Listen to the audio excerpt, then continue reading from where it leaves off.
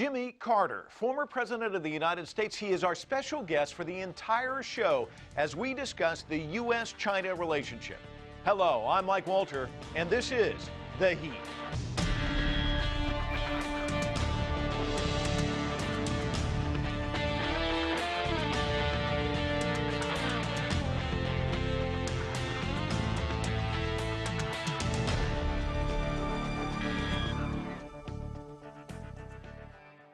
For more than 35 years, Jimmy Carter has played a major role in building a relationship between the United States and China, first as president, and then as a frequent visitor to China since 1981. When I sat down with him recently at the Carter Center in Atlanta, he recalled his interactions with Dong Xiaoping and the historic agreement to establish formal ties between the two countries in 1979. He also assessed the current state of U.S.-China relations. But first, a look at President Carter's extraordinary life and career from CCTV's John Gilmore. Born October 1st, 1924, he grew up a country boy in Plains, Georgia, attended the U.S. Naval Academy, joined the Navy, and served as an officer aboard battleships and submarines. But when his father died, he returned home to run the family peanut farm, then gradually got into politics. At the end of a long campaign, served as governor of his state, and in 1976, running as an outsider, he went all the way to the White House. that I will faithfully execute the office of President of the United States. the office of President of the United States. In office, his high points were mainly on foreign policy issues. He signed a nuclear arms treaty with Soviet leader Leonid Brezhnev. He brokered a peace deal between bitter enemies Egypt and Israel. And in January 1979, with Dong Xiaoping, he established diplomatic relations between the United States and China. There were tough times too. Dozens of Americans were held hostage in Iran for 444 days during his presidency. And when Carter ran for re-election in 1980, he lost to Ronald Reagan. Out of office, he was reborn. He founded the Carter Center and focused on resolving world conflict. His efforts helped him win the Nobel Peace Prize in 2002. With his wife Rosalind, he's traveled the world, building homes, fighting to eradicate guinea worm disease in Africa. Staying out of the water, and that's right. Fine. Sometimes controversial, he's the only U.S. president to visit Castro's Cuba. And he's still fascinated with China.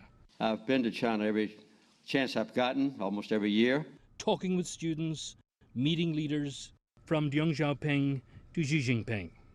At 89, President Carter still working on a relationship he calls his fate. John Gilmore, CCTV, Atlanta. Joining me now from the Carter Center in Atlanta, Georgia, is the 39th President of the United States, Jimmy Carter. Mr. President, thanks so much for talking to us about this really unique relationship between the United States and China.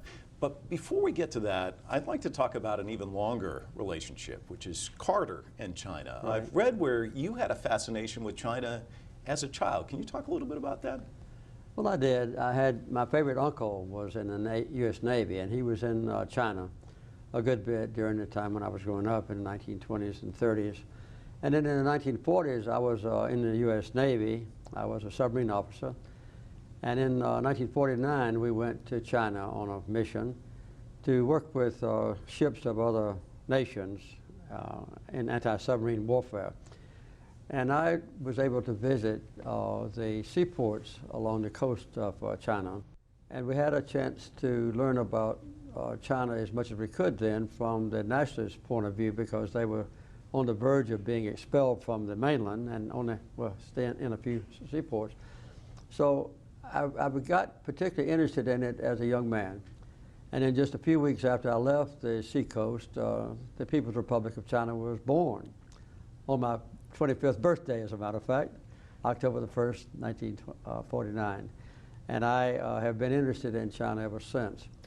And when I became president, I realized that it had been more than 30 years since the United States had diplomatic relations with China, and I wanted to do something about that. So as soon as I became president, I began to explore ways to negotiate with the Chinese leaders, pretty much in secret, because Taiwan was very popular in my country then, and China was looked upon as a communist country and a potential enemy to us. But nevertheless, I pursued it from the White House. We didn't even send any messages from the State Department because I wanted to keep it secret, so we had just a few people that knew about it. And so I negotiated through intermediaries with Dong Xiaoping, who was a vice premier at that time. And I found him to be quite receptive all the way through 1978. And as we approached December of 1978, he and I got down to the last few unresolved issues. And on the 15th of December, and that week, Dong Xiaoping and I jointly announced at the same time that we had established diplomatic relations between our two countries for the first time in 35 years, to be effective the first day of 1979. And at the same time, Deng Xiaoping announced reform and opening up, which meant that all the internal affairs of China and its dealings with the outside world would be transformed completely based on the new era for China in having diplomatic relations with the United States. So I have been very proud ever since then of my early interest in China and my interest in the Chinese people, my belief in those days and my hope and dream in those days that the new relationship that I established with Deng Xiaoping and between our two countries would be long-lasting, would be effective, would be conducive to better understanding between our two great countries, and also would be a matter of providing stability for economic development and peace throughout, I'd say, the Western Pacific, and also throughout the world. And that's been my hope ever since. You know, it's interesting, you talked about these behind-the-scenes negotiations, Yes. keeping it secret. Having lived in Washington, where it is just a sieve, there's leaks all the time, it's pretty remarkable that you were able to pull it off. Was there ever any concern that things might leak out, Yeah. and then suddenly you were going to be up against a firewall of protest or disagreement? There were constant concerns, as people in China and the United States would remember. Richard Nixon had been to China 7 years earlier and had declared that there was just one China, working with Chinese leaders. But he never said which China. And from that time until I made the decision, the China with which the United States had diplomatic relations was Taiwan and not the mainland. So that was a transforming issue. And it's hard to remember now how avid were the commitments in my country to the people of Taiwan. We looked upon the nationalist Chinese who had been on the mainland as our ancient friends and fighting against the Japanese and that sort of thing. And as the communist Chinese under Mao Zedong as being usurpers. And that was a change that I had to face, and that was a change I had to make. But I think that if during the early part of 1978, if the fact that Deng Xiaoping and I were negotiating to establish diplomatic relations, that the Congress would be so heavily influenced by the United States people that they might have aborted our effort. So that's why we took extraordinary steps, and I never let any messages go out from the State Department, because the State Department was a source of a lot of direct revelations of secret matters to the Washington Post and to other news media and to the general public and to the Congress. And so although the Secretary of State knew what we were doing, we sent every message directly from the White House to my negotiators in Beijing. I have been here for a little bit waiting for you, and had an opportunity to look at your library here, and I noticed you had a book out there by Graham Allison, and Yes. Coincidentally, I have a quote from him, and I want to get your thoughts on this. He said, the geopolitical event of our lifetime has been the rise of China. Over the last 3 decades, no country has risen further and faster than any country in history. It's never happened before. You helped unleash that At the time that this happened, could you have imagined where we'd be at this point in time as far as how much China has developed? No, I could never have imagined how much China has changed, although I knew, and Dong Xiaoping shared with me his hopes, that the normalization of relations between our two countries and his reform and opening up would completely change China. I never realized that it would be so far-reaching. And then as soon as I left the White House, I went to China at his request, at his invitation, and he let me take 3 or 4 people with me. And we traveled around China. One of the things he wanted to show me in very small rural areas was his first tentative steps toward economic freedom, because before that, China was a totally communistic, centrally controlled economy, and there were no private ownerships of land, there was no private enterprise. And he ordained, through the National People's Congress, of course, that the farmers only, who didn't live in even small towns, could have one economic project. They could own 15% of the communal lands and derive benefits from it. It was generally the ditches and the shady areas and the poor land that they got, but they made almost as much on the 15% that they owned as the rest of it that was owned by the common community. And I was pleased then to see, to my surprise, how equally the women were treated in those enterprises, because a lot of the families we visited, arranged by Dong Xiaoping, the women were in the forefront of these ancillary and innovative, almost revolutionary first steps toward economic freedom. But you've been several times since then, so you've really been able to mark the trajectory. What surprised you the most? We go to China almost every year, and I've been surprised and pleased at how the Chinese leaders, when they talk to me, are determined to fulfill the dreams that were enunciated and instituted by Deng Xiaoping. His successors have been different from him, but they still look back on him with a great deal of reverence and respect. I think he provided a turning point in China's long and ancient history by his innovative spirit, his political courage, and his willingness to take a chance on these dramatic reforms that took place, particularly domestically, but also indirectly, and then in a very consummate way to the outside world. And I would say that Xi Jinping, the current leader, with whom I've met now for 7 years, has been quite eloquent in explaining to me how he considers himself to be assuming the mantle left behind by Deng Xiaoping. One of the things that I really admired of Deng Xiaoping was his willingness to take a chance even on the extremely sensitive areas within China. For instance, he had the National People's Congress approve his proposal of complete religious freedom, the opportunity for Chinese to have Bibles, holy Bibles, in an unrestricted way, a fulfillment of a promise he made to me personally. And he also decided that small villages that are not part of the Communist Party system could have honest and free and fair democratic elections. And then subsequently asked the Carter Center to monitor this process, which we did for 12 years at his request and followed up by other leaders. So this was an opening to some degree in China's system. And I would say that maybe 2/3 of the Chinese people who originally lived in the small villages, now they're moving to the large cities very rapidly, about 2/3 of the people of China has experienced the benefits of absolutely and pure democracy, where every person in the village is registered to vote. Their vote is a secret ballot. They don't have to be a member of the Communist Party to hold office. They serve for 3 years. They can run for re-election, and so forth.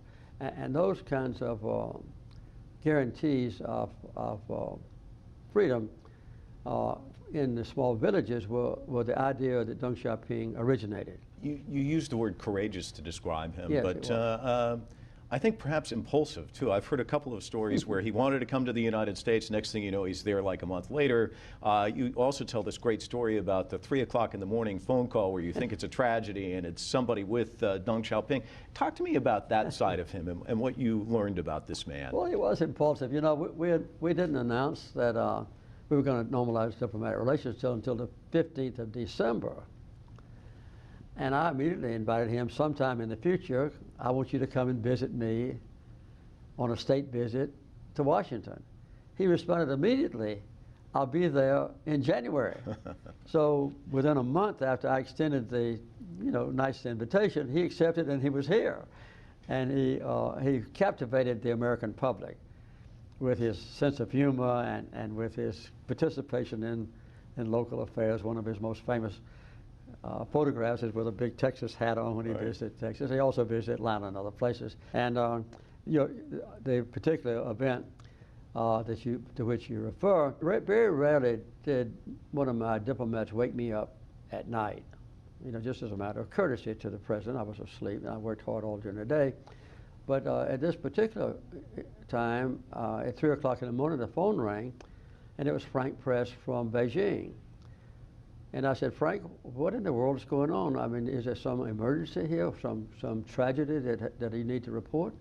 He said, no, sir, I'm here with Dong Xiaoping, and he wants to know if he can send 5,000 Chinese students to American universities. And I was angry. And I said, tell him to send 100,000. And I slammed the phone down, and within not too many months, we had 100,000. Here in American University. I think now we have about 235,000 Chinese students in American universities. And I think that's one of the most profoundly important developments that ensures that despite the great differences between my country and China, that we're making sure that in future generations we'll understand each other better and we'll know how to overcome inherent differences in ancient history and culture and political systems and learn to work together on common and very important issues. More of my conversation with President Jimmy Carter after this short break as I ask the president about managing the tensions between the United States and China.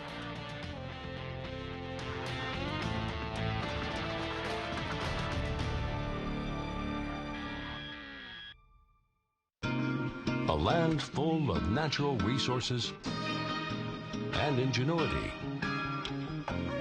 where millions are embracing a vibrant middle class, divided by politics, but united by hope.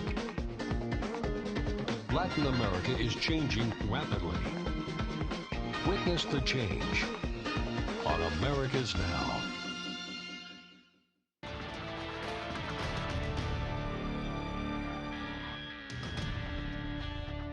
We're back with a special edition of The Heat coming to you from the Carter Center in Atlanta, Georgia, as we continue our conversation with the 39th President of the United States, Jimmy Carter.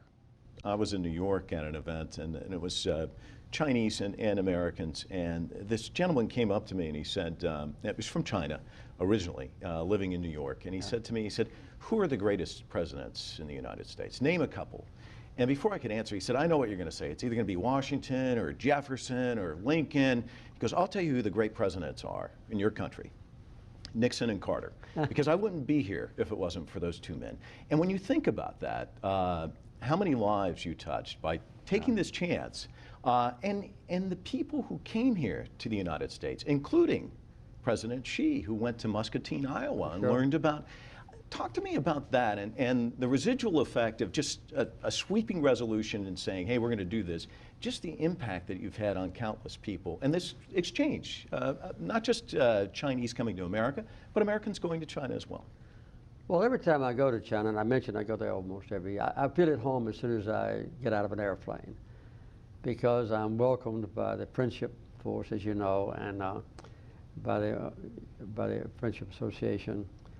And I have the same kind of reception when I meet with the Chinese leaders, with the premier and vice premier. when I meet with governors and mayors throughout China, when I meet with student bodies and professors in the great universities in China, I feel that I'm at home and that they are grateful for what I was able to contribute in a small way. And I think perhaps of all the things that I was able to do when I was president, this may be the most beneficial to world peace and to understanding and to economic development and to accommodation of disparities between countries that are inherent and unavoidable that anything I ever did. Because there's no doubt that that the Chinese economic progress was made possible by Dong Xiaoping's decision when he normalized relations with me to open up China too internally was changed every Chinese person's life. And it made possible for them to worship as they choose, to move from one place to another, for rural people to move into the cities, for them to have economic freedom, for some Chinese to make a profit, for them to own, control their own land. Things of this kind, it was unimaginable at the time. And also for student bodies to multiply almost geometrically. You know, they have so many more college students now, university students, than they ever would have had otherwise. And that doesn't even count the enormous expansion of China's involvement in every country on earth. Before that, the Carter Center had a lot of programs in Latin America and China, I mean in Africa, Latin America and Africa. We very seldom heard about or knew about the Chinese ambassador, because their embassies in those countries were almost non-existent or unknown. Now, though, I would say that the most expansive and influential diplomatic entity on earth is China's. I can't go to any country in Africa or Latin America, for instance, where China is not playing a vital and important role in the life of that country as it relates to China, in trade, commerce, exchanges, cultural understanding, mutual visitation back and forth, all these kind of things. And I think that is an omen of continued progress in the future. Some Americans feel that China is expanding too rapidly on an international stage. I don't think so. I think it's beneficial. And we have, I think, learned to accommodate to a great degree the fact that China has exploded, you might say, economically, and is now the second greatest economic power on earth, transcending Japan even, which at that time was competitive almost on an equal basis with America. So I don't think there's any doubt that what we did in those days, those early days of my presidency and with Dong Xiaoping as a vice premier of China, the leader of China, has had profound impact, not only on every person's life in China, but all those in the Western Pacific, in Asia, and also around the world. You mentioned your thoughts about Dong Xiaoping. You also mentioned that you've known Xi Jinping since 2007. How do you view him? What's he like? Well, you know, one of the things that the Chinese leaders have done when Dong Xiaoping was there and subsequently is when I make my visits to meet with the incumbent officers, they are looking to the future. And there was no clear assurance that Xi Jinping would be the premier someday, but 5.5 years before he became the premier, the existing leaders were asking me to meet with him and have supper with him and have long and extended conversations with him, just me and him together with sometimes his wife and my wife and just a few other people. So the Chinese leaders have made sure that I got to know potential leaders before they assumed authority and power. And that's been very gratifying to me. So the first time that Xi Jinping ever met any other American leader, I had already met with him 4 times. Wow. Not just as a courtesy visit, but to have, you know, a 2-hour supper conversation and discuss all kinds of issues. I remember one time when I was there, Xi Jinping invited me to join him in recognizing the anniversary, 40th anniversary of the ping pong opening to China, when an American ping pong team was in Japan, and they invited them over to China. So we had a big ceremony there.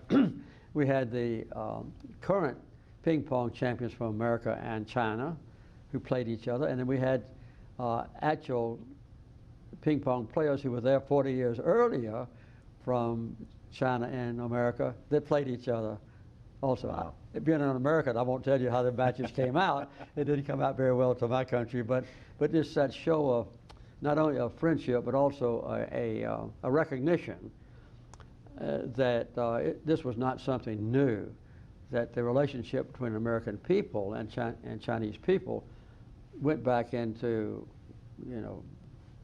times that were almost 100 years ago. You've talked a lot about the friendship, but there still are differences between these two countries, and differences in perception. United States Pacific pivot, Chinese tend to see that as containment. Just recently, the Dalai Lama going to the White House, and the Chinese saying, he's a separatist. He's viewed differently in both countries. How does the United States and China manage this relationship where there are some tensions still? Well, there were a lot more tensions when I decided to normalize relations, and those tensions, some of them have continued to prevail. And most of my successors in the White House during the campaign would condemn my normalizing relations and say when they got into office, they were going to put China in its place. They were going to make sure that all the economic problems in America were blamed on China and that sort of thing. And then once they get in office, they realize that what we did back in 1979 was the right thing to do, and then they slowly, but almost certainly, change and see that the U.S. China relationship is vital to peace and understanding, not only in that area, but around the world. So I think that we have to realize that there are always going to be differences. We have a completely different culture. We have a completely different ancient history. China goes back millennia. We go back just a few hundred years. We have a different political system. But we are trying to find out with increasingly well-advised incumbent presidents that there is an ultimate need to ignore or to resolve those differences as relatively insignificant compared to the advantages that we have in recognizing and respecting each other. And I think that the so-called American turn to the Pacific is a misnomer, primarily because of American news reporters. We've had an investment in the Pacific for many generations. It wasn't an accident that I went there as a young man before the People's Republic of China was even born. But I went there after my uncle had been there, when I was a baby. And then we fought with the Chinese people against the invasion and persecution of their people by the Japanese. General Chenault and the Flying Tigers were heroes in my country. And we had American missionaries there at the beginning of the previous century. When I was in Nanjing not too long ago, I dedicated a hospital that was founded by American missionaries and so forth. So we have an ancient friendship as well as a current, maybe semi-competitiveness. But I think we have to realize that China's rise in the future, economically and politically, is inevitable. There's nothing that can be done to abort that. But I think that we need to accept that. And also America, the United States, is very likely to be the dominant entity on the global stage, militarily and maybe economically, for a number of years in the future, and China has to accept that. Mr. President, thanks so much for your time. I've enjoyed talking to you. Had some great questions. Thank you very much. And that does it for this special edition of The Heat. I'm Mike Walter, reporting from Atlanta, Georgia. Until next time.